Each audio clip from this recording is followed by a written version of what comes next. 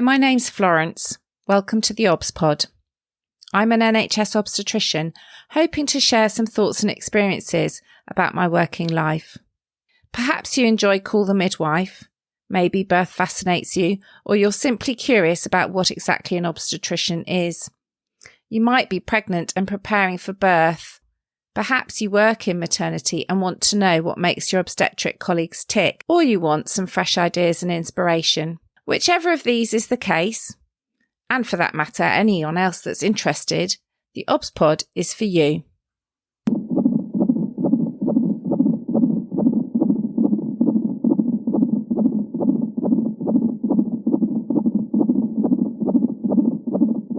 Episode 71.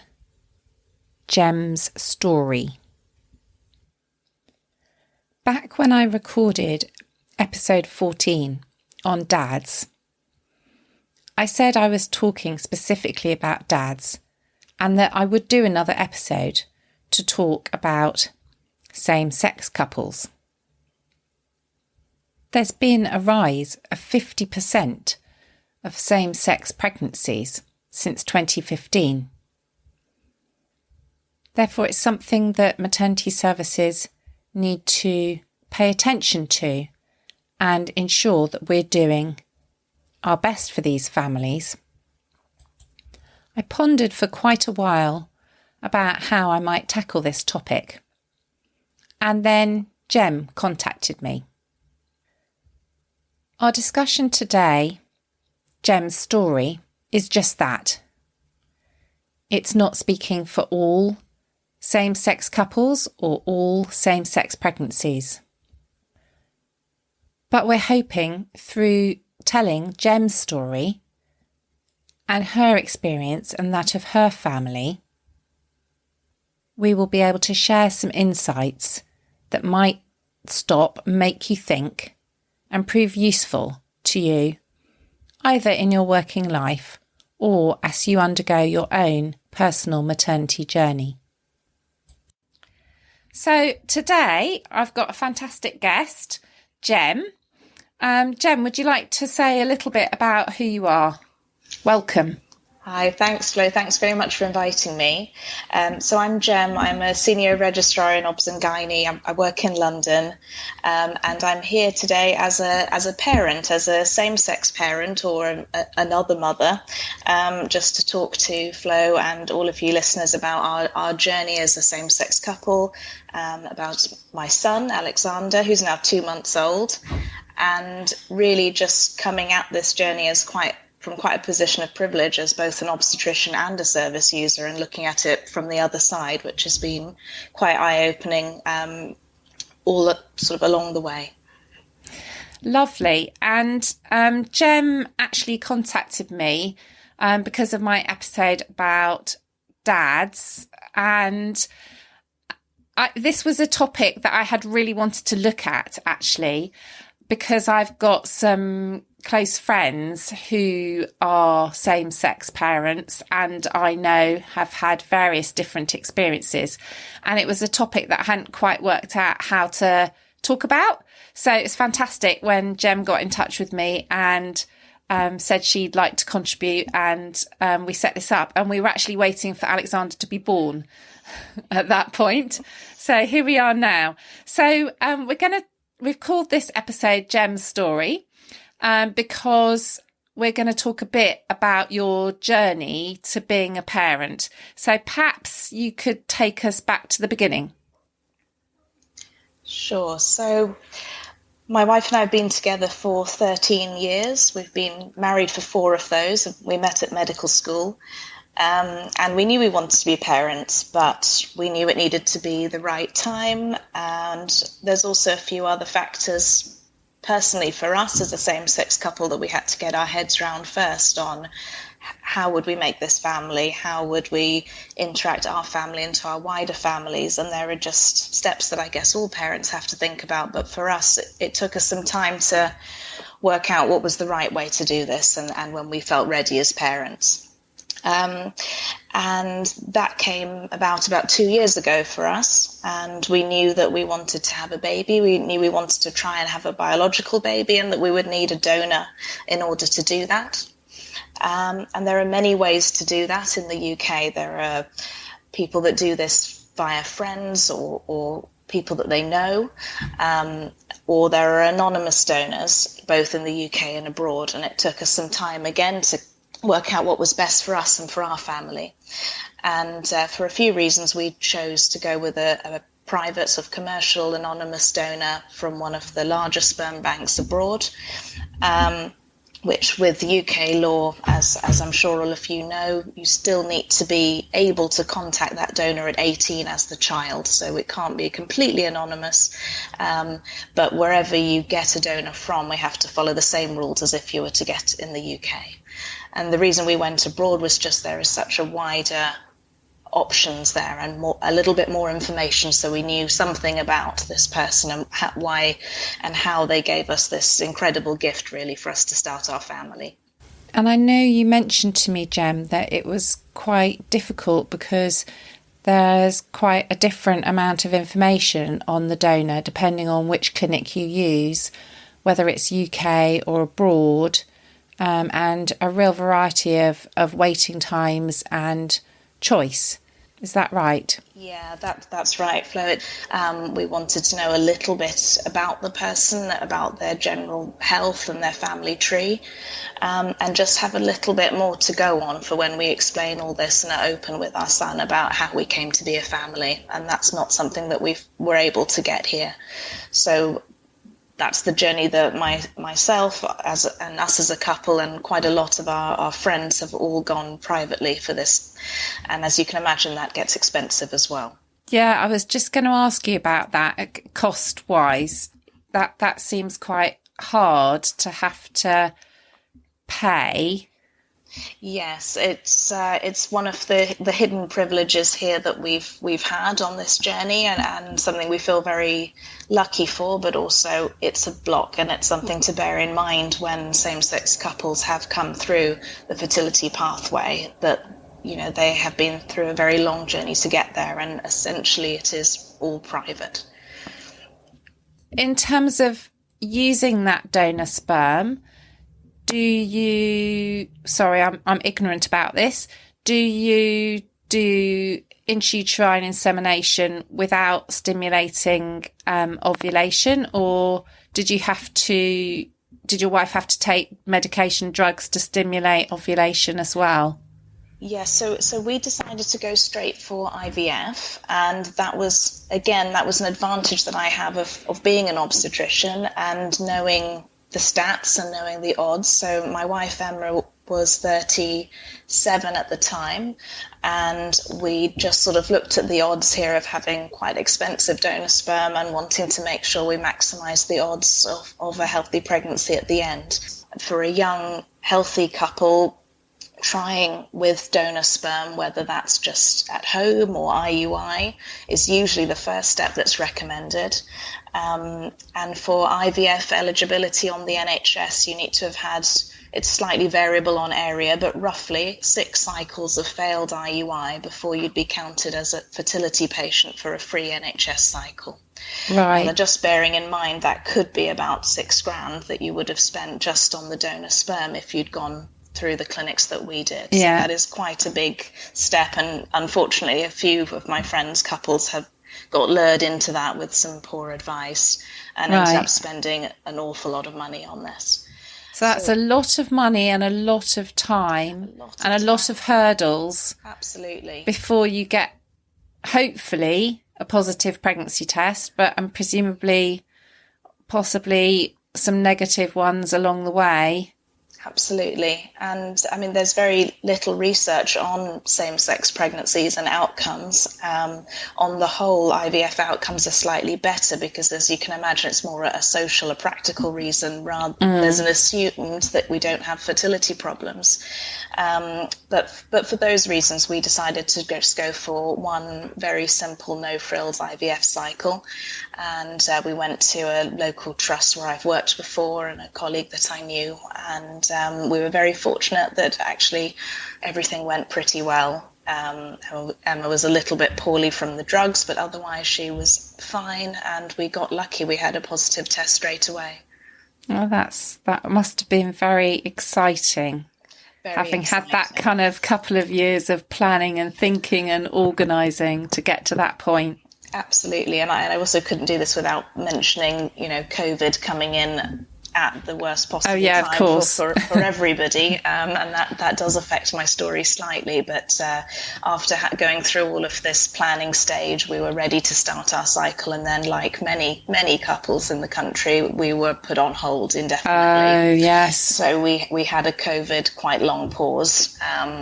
But once we got going again, then we were very lucky. Yeah. So moving from that to starting the kind of maternity journey. So Emma had a booking appointment, presumably? She did. And just to add before we go on to that bit, when we were doing the fertility forms, there's lots of paperwork that we need to do at fertility clinics in order to go through assisted reproduction and paperwork on the resulting child and the couple's involvement in it. And I was really upset to find that despite this being quite a big teaching hospital trust, and also despite my other cat being lecturing with LGBT healthcare at the university locally, the forms I was given all said husband on them. They were very, very outdated. And I had to sign something that said, I, the husband of Emma, give consent to be the legal father of the resulting child. Wow, that's a bit messing with your head, isn't it? Absolutely. So, I graffitied it all out and rewrote the right words in, but I just thought, after quite a difficult process, not physically, and we are lucky we didn't have many, many cycles, but it's still a mental process to get here.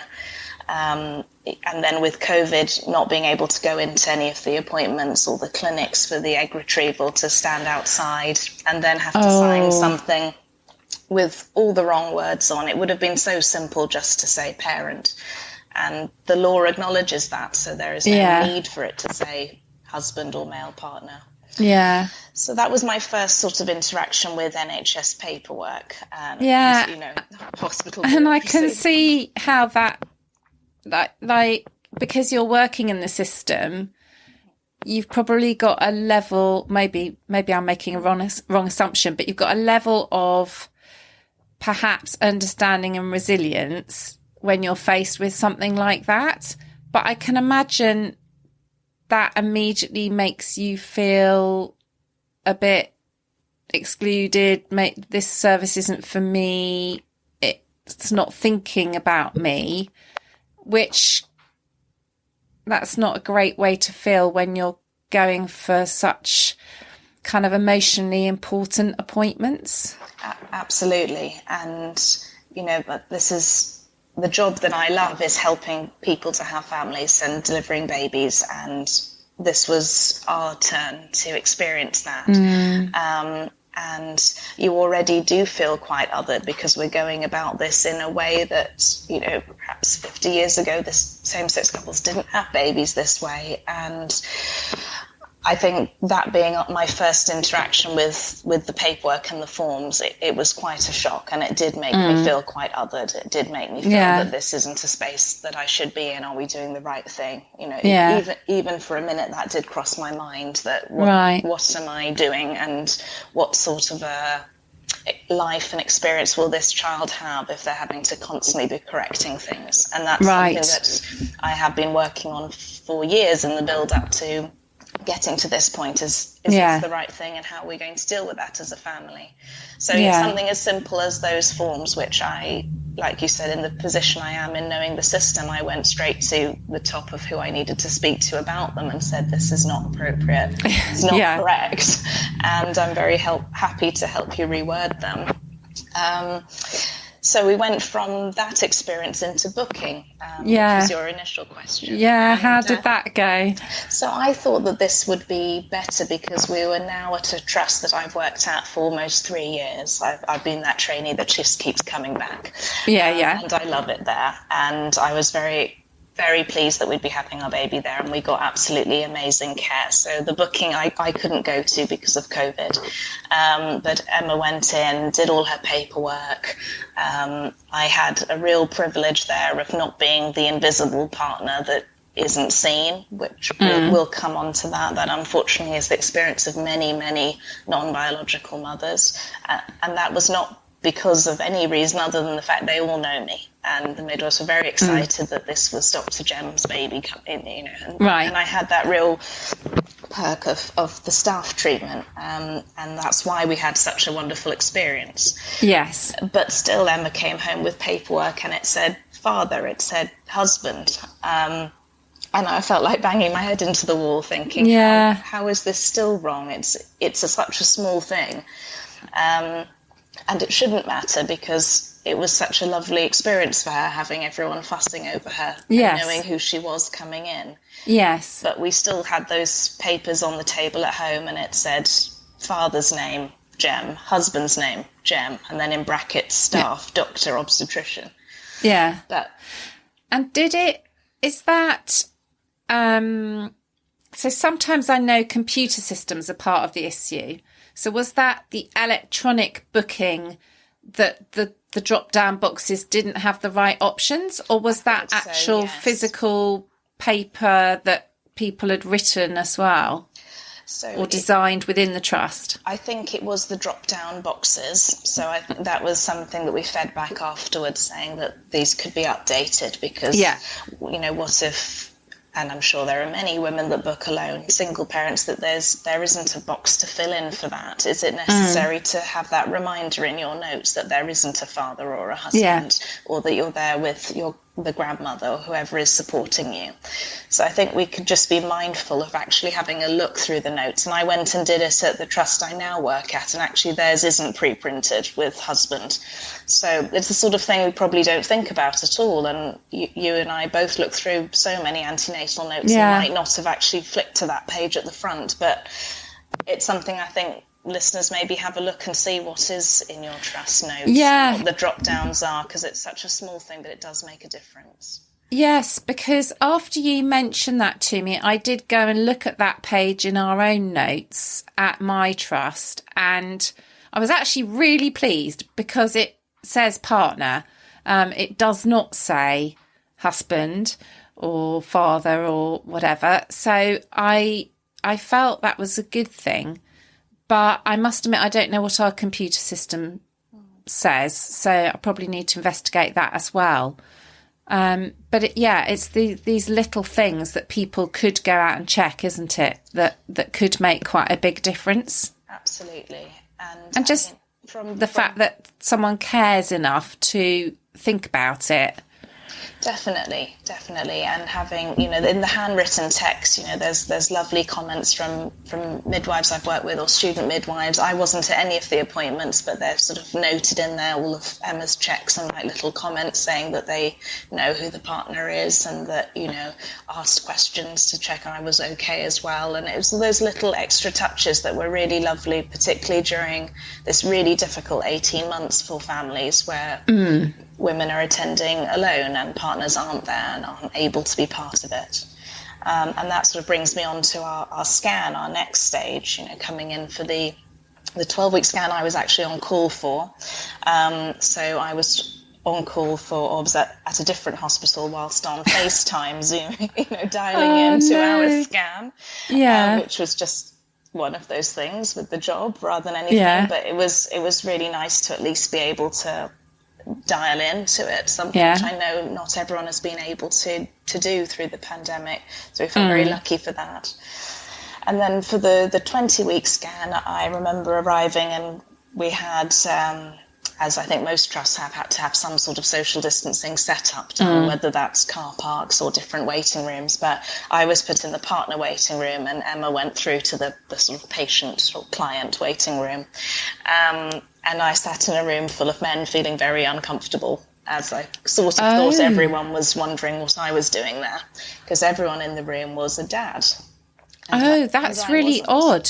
Yeah, I've never heard of a kind of partner waiting room like that. Yeah, it was just sort of like a corridor just to enable more space in the actual scanning area. So it was just sort of staggered chairs outside, which is what we've had to do in a few of the trusts around here, just for logistics, I guess. Yeah, we have done at points in the pandemic the awful thing of partners waiting in the car and then the pregnant woman phoning them when it's their time to go into the appointment so they can come in and join. Yeah. This was sort of our sort of central London version, I think, of that, without the car parking. Yeah, so we had what I'd sort of term the sort of dad corridor and me. Oh. And it was just very strange. I had another friend that booked at a similar trust, and she went with her mum, and for some reason, because she was with her mum, they both went through, but I was very much put in with the dads. Oh. Because I don't quite know why, but it was fine. We all just sort of sat there awkwardly waiting our turn. Yeah.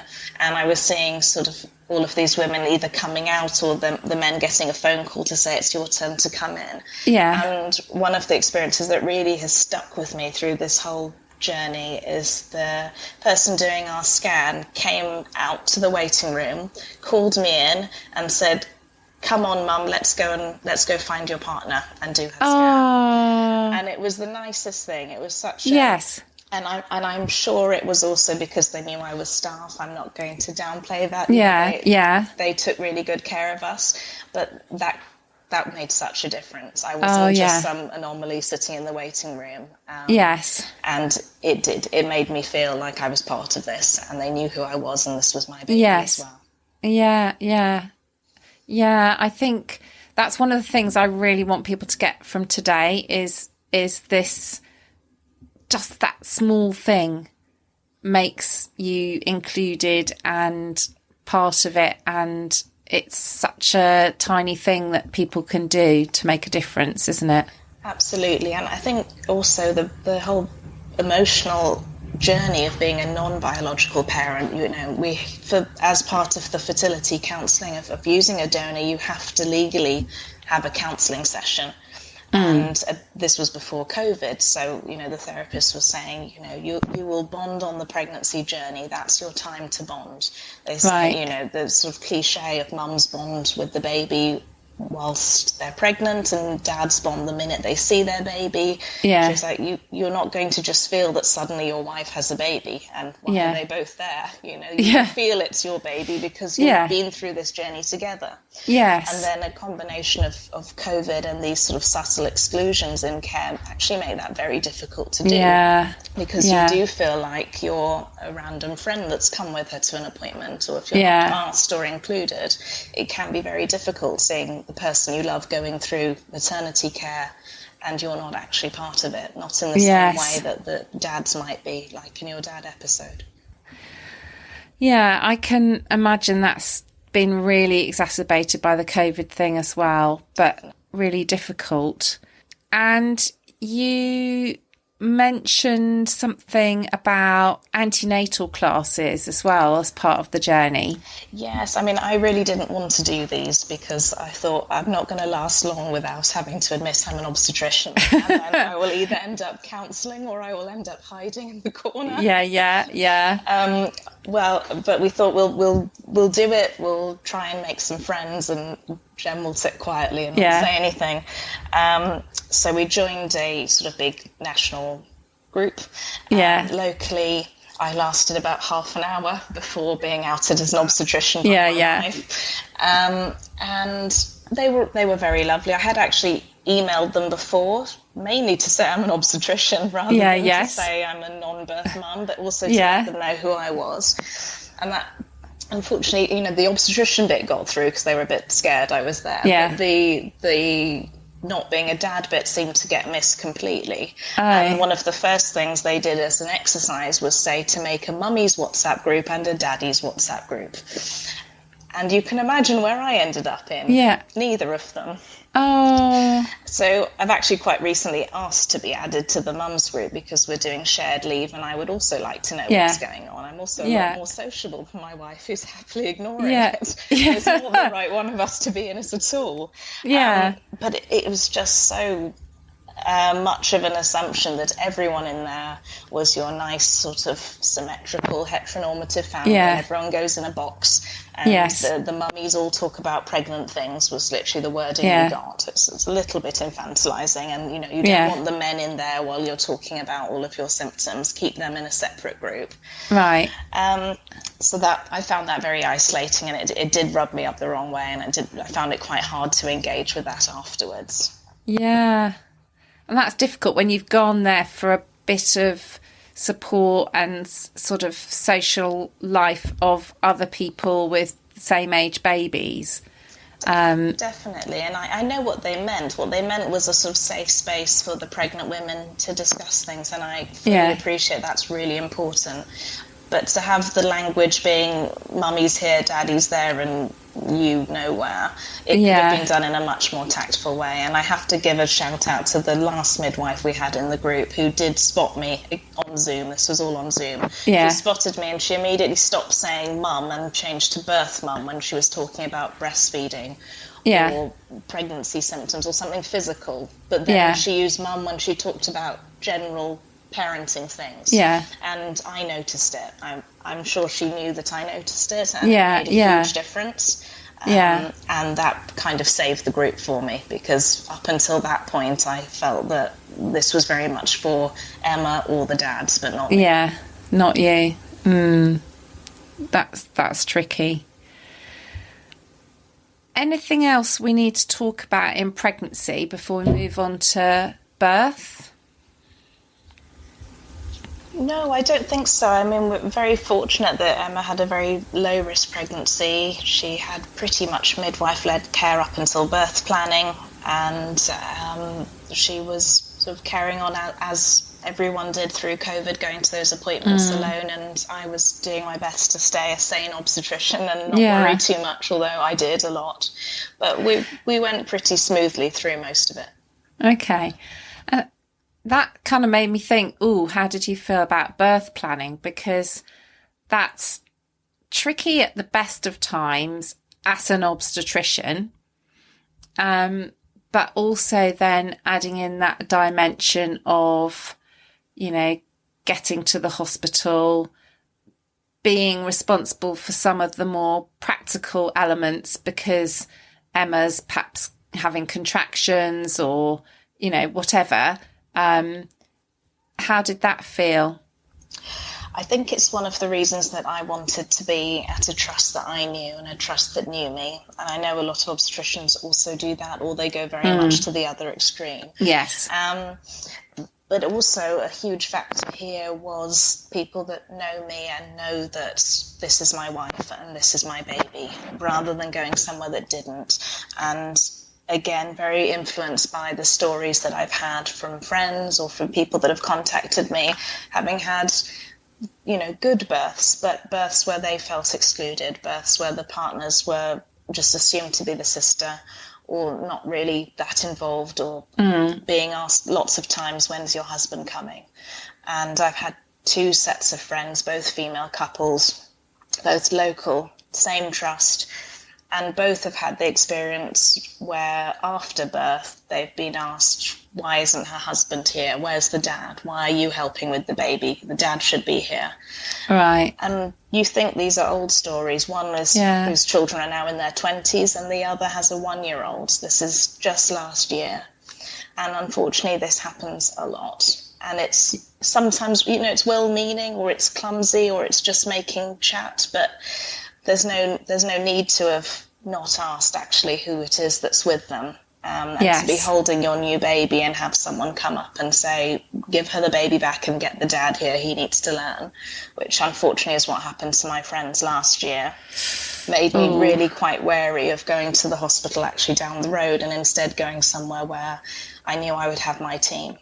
And I think that's one of the main reasons I wanted to talk to you and to be here is that I feel almost guilty I've had that privilege to have that experience. Right, yeah. Because we arrived, as a lot of staff do, and got so much love and attention and support from my team that knew we were coming and were excited to see us and wanted to look after us. And at no point did I feel othered or excluded, but that's because they knew who I was. It's hard. Yeah, I know in my trust, I remember once having a couple who they'd chosen to have their babies fairly close. So each of them got pregnant. I think they were about 6 months apart, and this was pre-COVID. So siblings were allowed to visit, but other children weren't.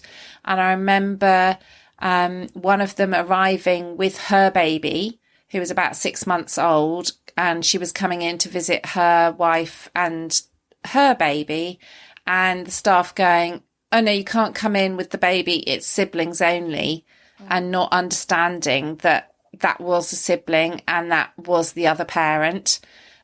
I remember kind of almost cringing and going up to the midwife going, "That is the sibling," and them kind of looking at me like, "You're mad," and me just trying to explain to them. It fortunately, you know, that's a few years ago, but I know it's, like you say, it happens. And I remember, I think the first time we talked, you were giving a talk at the RCOG and you gave some quotes from people's experiences. And I remember listening to those quotes and thinking, "Oh, yes, I've heard those things happen. Definitely. Yes. Is this your sister? Is this your friend?" Yeah, definitely. And it's things that you hope were a long time ago, but unfortunately they're not. And you know, to use the buzzwords, these are the sort of microaggressions that we get all the time. Yes. In day-to-day life. Even now, if I'm carrying my son out and about, you know, people will stop me and ask if I'm breastfeeding, that I look great, and I'm just going, "Thanks," because I get pregnant, but thank you. I think I look great too. Yeah. And it's just sort of constant, and we have to always make a decision of how much of ourselves are we going to disclose to the random old lady in the supermarket looking at my baby. Yeah. But when it comes to healthcare, it's really important, and it's important to be able to give all of that information there and not feel that you're going to get judged or missed off. Yeah, I've definitely had women come and say to me in the antenatal clinic, because thankfully they feel that's safe. You know, random people who know I'm in a same-sex relationship are going, "Well, how did you get pregnant?" Or, "Well, we never expected you to have a baby," you know, and that general, it's that kind of general nosiness that seems to happen in pregnancy anyway, but almost even worse. Definitely. And I'm very happy talking to you and all the lovely people that listen to your podcast, because I've chosen to share this today. But actually the number of people that have thought it's appropriate to ask me, "How did you get pregnant? How did you pick which of you got pregnant? Who's the donor? What do they look like?" And it's actually, this is stuff that's taken us years to come to terms with as a couple. Yes. It's not just on a whim. And these are actually very personal questions, you know, that at some point we've had to work out ourselves, and people are just fascinated and nosy, and they want to know, how did you pick a donor? How did you do this? Without really thinking that that's quite an inappropriate comment to make. And then sort of on that as well, we had people that haven't quite factored in that extra step that we have. It's not just about being nice and inclusive, but it is also relevant to healthcare. So the number of times I've seen irrelevant things put on handover boards, and I go out there with my rainbow flag and wipe it all off, like donor baby written on the handover board, or same-sex couple. I was like, they're postnatal. How is this relevant? Yeah, it's They've no had a longer baby. relevant. Yes. You know, move on. Yeah. But actually sometimes it is relevant, and I think I told you my son was briefly readmitted for physiological jaundice at a different hospital. And as you can see, I'm quite olive-skinned, I'm mixed race. Emma is very fair.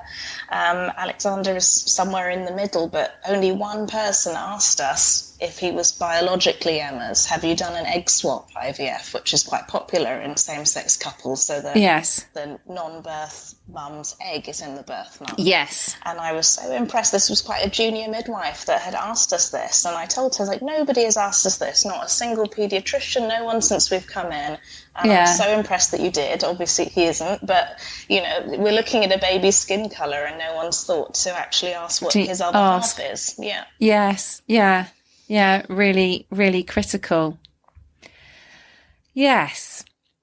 Birth experience. Anything you wanted to share about that? We had a really, really lovely birth experience, and I will be so grateful for the team that gave us that. And I think they knew we were coming. They pulled out all the stops, and they gave us the sort of birth experience that I like to think that I try and give to people, and really included me in. Sorry, you can hear my. That's okay. Yeah. He's not being neglected. He's with his mum. That's okay.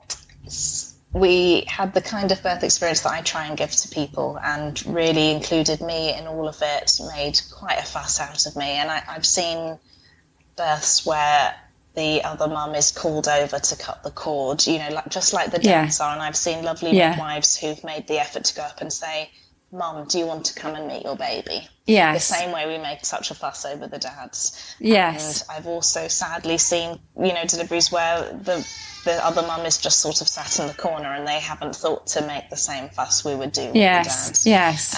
So I found it very strange as an obstetrician being called over to cut the cord and to do the clothes and do the weights, but they really made us feel special. Yeah. That was really lovely. Oh, that's really, really good.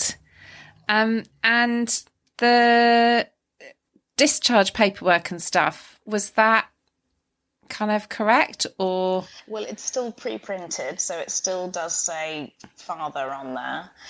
It's got my name down as father, which did amuse me and everyone else, but you know, at least my name's on it. Yeah. Yes.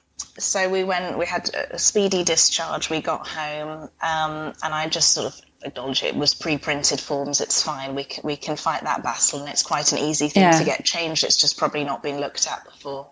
The red book was quite upsetting because the red books are pre-printed with mother and father in them, and I hadn't even really noticed that until the health visitor came round, and she was so lovely. So she opened the book, took one look at it, and crossed out father and looked at me and said, "What do you want to be called? Are you mum? Are you mummy? Are you mama? What should I write?" Yes. And that was really lovely. It was really kind. It was really thoughtful. And it wasn't prompted. I didn't ask her. I didn't say anything. Yeah. She just wanted to make sure that first session with us as a family, she got it right for us. Yes. That's really good. That's made me wonder, actually, because I know they're turning the red book into an e-red book, electronic version, and I'm wondering what that says now because you've said that, because there's all this work on digital maternity records and digital notes, and I'm wondering where they're at with some of this language. Might be something I could find out, but the red book, and that's such a kind of, not a rite of passage, but almost. I mean, I've still got my kids' red books and they're 20 and 22 because it's all those little weights and heights and jabs, and it's all those really important details, isn't it? Absolutely. And I think I do feel a little bit sad that all that important paperwork that we've kept is all crossed out and handwritten. The right things in it. And it doesn't change it for me. It doesn't really mean anything, but it's still just making it different when it doesn't need to be. And it's already quite a vulnerable place to be, being a non-birth parent and trying to fit into a world that is very much geared to mums and dads, and you're sold that is the norm. So I'm already giving my son something less than the norm or different to the norm. And I think the whole purpose of really this chat, and what I like so much about your podcast, is it's so much about the language and the experience and that sort of compassionate care to people on things that might not feel like they matter, but actually really do. And every interaction that you can have with a couple just to make the effort to get to know who they are, talk about them, Yes. family, rather than just sort of brushing through. Yes. It makes a difference. Yeah. And I think quite a lot of people did, on various sort of times wandering around the hospital, staff that I didn't know really didn't acknowledge who I was or asked me particularly. They were very much coming in and talking to Emma and the baby. I could have been a visitor, I could have been anybody in the corner. And when you first talked to me, I think you said something about birth certificates and birth registration. And that was a bit of an eye-opener to me, because I think you said one of the reasons you got married was so you could be on a birth certificate of your child. Have I got that right, or am I misremembering that? No, that's almost spot on. I mean, we'd been together a very long time. We did think about whether we wanted to get married or have a civil partnership, or whether there was any point. And one of the things that was really important for me was that we'd always thought that Emma would carry the children, and being married gives me that extra bit of legal protection. So my friend whose example I shared, whose children are about the same age as yours, at the time she had to adopt her partner's children in order to make that legal. And now the law in the UK is that, any child that my wife bears is mine legally. I don't have to do anything except turn up with my marriage certificate. So trying to go and do that on the birth certificate, despite, again, filling most of it out online and I thought they'd be prepared for me to turn up, it caused an awful amount of confusion, particularly when we got to the bit of the form where it says mother, and they have to register birth mother as mother. And then we went round and round in circles, and it doesn't help that we're Gemma and Emma as well. So I did feel a bit sorry for this poor guy trying to fill this form in. And then he didn't know what to say, so he kept saying, no, the birth mother. Then he said the real mother, when I cringed a bit. Then he tried other mother. Then he didn't really know what to do, so then he wrote parent down. I was like, it's fine, just take a deep breath, it's okay. I felt quite sorry for him. But hey, we got there in the end, and actually it's a very straightforward process when you don't, whether you're a straight married couple or a same-sex married couple, it's the same. Right. And that is a really impressive change in the law over the last sort of 5-10 years. Yeah. It made it a lot easier for me. So I could get the form done. He's got Emma down as mother and I'm down as parent, which I'm happy with. Just to avoid any confusion, but at least that one doesn't say father, so that's because that's such an important document, isn't it? And such an important one to get right. I don't know, when you said about your friends, who have kids the same age as mine, had to adopt their children, I mean, that just made me kind of feel, and when you say about adjusting and having to think through what it means to be not a biological parent, and all those hurdles that you've got to overcome when you're entering motherhood and being a family, it just feels almost like there's all these little things to try and thwart you and throw you off the whole time, which must be really hard when you're already dealing with quite an emotional journey and an adjustment, like you said. Absolutely, and that pretty much sums up why it's taken us so long to sort of feel that we wanted to get to this point. There are many little steps that I'm sure all couples have their own skeletons or reasons that they might not feel ready, but personally for me, I've had a lot of things to overcome in order to feel ready to be a parent and have that strength and resilience to answer questions from my son and strangers that want to know why I have a little blonde boy with me, and the fact that I won't be biologically his mum, will I feel connected to him in that way? Yeah. And there's a lot of steps to go through before you get there, before you even enter the world of maternity, where there is resources for dads and resources for mums. Yeah. And actually very hard to navigate that bit in the middle of where quite do I fit in. And particularly with sort of postnatal support and perinatal support, there's not much for partners as it is, as I'm sure you know, but trying to find that little niche community that does acknowledge that you're also a mum is very difficult. Yeah. Yes, because I heard at a conference, a woman from a same-sex partnership talk about perinatal mental health support and what it felt like to be in that as a same-sex couple, and how othered she felt with that. So there's all those little things, aren't there, that are just not quite set up right. There's quite a lot of work to do. Absolutely. But the people that are doing it right are not always the people you would think. It's not always the, very sensitive consultant-led clinics. It can be the small things in the people much more, maybe not always seen in the hospitals, that made a difference to me. It was the receptionist at the postnatal readmission that took one look at our frantic faces and just pressed the intercom and said, "There's 2 ladies here with their baby."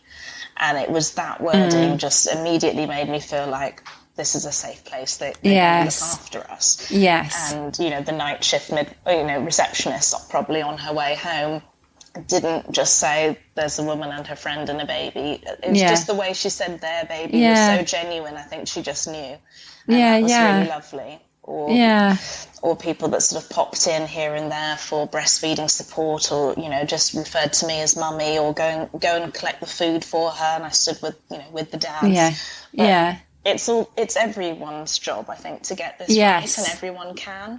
It's just making us feel that we're welcome here and that we're cared for, and that we're going to do just as good a job as the dads are. Yes. Brilliant. I think we've kind of covered most of what we were going to chat about. I don't know what you're feeling. Yeah, I think so. Just a sort of whistle-stop tour of the last sort of 11 months for us, but actually just a little bit of background of where we've come from and how we came into this, and how our journey's been. I hope that that's helpful and interesting. Well, I think it certainly is. And I think I'm so grateful to you for being willing to share all this, because I know it's deeply personal, and it's so good to hear it, almost from the horse's mouth, as it were, but also someone who's literally just had a baby. So it's not like you can say, oh, this is 5 years ago, this is 10 years ago. This is now. This is what people are experiencing now in our services. And so for you to come forward and be willing to share that with everybody listening, and talk about, what I imagine are quite difficult and upsetting things at points, I'm very, very grateful to you. No, it's an absolute pleasure, and I think I've got a real advantage of being on the other side of the system most of the time in my day job, and seeing it from the other side, even with that knowledge and even knowing what was in store, was still difficult at some points. And just emphasise, it really has been the small things along the way that could have knocked us at various points. And the care we got was just incredible everywhere that we went, both at our local trust and the readmission. But those tiny bits of language, the posters, the groups, it does matter, and it does have a knock-on for just our overall experience. Yeah. So as you know, I normally end with a zesty bit, a kind of the essence of what I want people to think about. And from what you've said, I think for staff working in maternity, there's kind of what you've just said about the language, the little things. It's everybody's job, and everybody can make a difference by using the right language or just being a bit thoughtful. And then the kind of paperwork systems thing that needs looking at. But I'm wondering, because I like to think about women and their partners and families listening to this podcast too, and I know some of them do, would you have any advice for someone who's perhaps in your situation, or they're in a same-sex relationship and they're pregnant? Is there anything that you think that they could do that might kind of make their journey easier? I think that's a really good question, and it is quite personal on how much each individual feels willing to disclose and how safe they feel doing that. And unfortunately, we do know that there is still a lot of very obvious discrimination within the NHS, and there's some quite good stats like I shared at the talk I gave with you at the Royal College about the homophobia and discrimination that is audibly heard by service users still in the NHS. So I wouldn't want to go out and say, everyone just be your true self and tell your carers that, unless you felt safe to do so. But I think if you do have that relationship, if you do have that continuity with a midwifery team, with an obstetric team, sharing who you are in your journey, it's only going to improve your care, because we'll know more about you. We'll be able to try and support you on that and try and signpost slightly different services. I'm sure your trust as well has got the sort of rainbow badge signs, staff that wear that to know really what that means. So I've just been caring for a same-sex couple on my last night shifts. They saw the badge. We talked about my story as well. I was happy to chat to them, and I could see that tension go. Like, they knew that they were going to be looked after. They don't know if I'm a very good obstetrician, but they do know that I was going to treat them well, and I wasn't going to make that partner feel she wasn't important that day. So I think if you do feel able to share with us, we will be able to do more for you. And if there is ever anyone or any encounters with staff that make you feel uncomfortable or are unwelcoming, then to escalate that, because we should be knowing about it and we should be trying to make sure that isn't happening. Yeah, that's a very good point. Fantastic. I think that's a really great place to leave it. Thank you very, very much for joining me. It's been so brilliant, and I'm really, really pleased that you've helped me do this topic justice. And hopefully it'll spark lots of people to rush off and look at their notes and think about what they're saying and doing in their service. That's my absolute pleasure, and I'm really happy to be contacted if anyone wants to chat or has any questions after this. Okay, lovely. Thank you. I do hope you've enjoyed listening to this episode of the obstetrician. Feel free to contact me on Twitter at FW or at theobspod to ask me questions, give me topics for future episodes, or let me know what you think. It's absolutely fantastic when you get in touch. I really enjoy reading your comments. As usual, I've tried to include in the programme notes some extra reading about this particular topic, both for professionals working in maternity care and for pregnant women using services.